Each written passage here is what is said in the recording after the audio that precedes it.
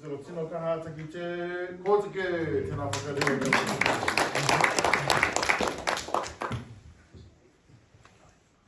Kia ora te whānau. Kia ora te. Ka tākiri te ara te hihiri tapu ki ringa i te whira kaupapa Māori te whānau te maia te tipa, maia te wharetu, karangai rā koe, whakaturu koe, whakoturu, kotoe manoa, tōki manoa, tāne kairia, tuturo ki te whakamaua ki a tūna. Tina. Tahi. Rere taki mane ki te te ia whangatawasi. Ato pataki mane ki ngā waiari ki o kāriri kura. Ka tī taki mane ki te te ina, te wata whāro. Ka tā taki mane ki te teko ora. E whare whakariri hau ngā tumoroki. Tiro whakuao ki tīpuna tauri kura. O āki matu tīpuna.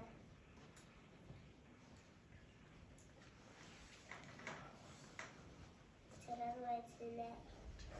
Te hei Māori ora. O tēnei kaupapa kōrero e hangai ana ki te mumutawa. E ngangara te mumutawa. E puhihi ona, e koriro ona, e rero me te mama te pango kōrata o reira. Tēnā katoa, tēnā katoa, tēnā katoa.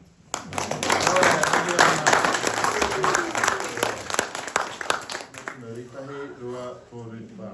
Toi mai te Māori, o te Māori orono, te Māori whakaaio, kia wate a te hine maro, kia wate te ara, ki te tauro marangi, tau mai tani te wānanga, hui e tāki e, tau mai tani te wānanga, hui e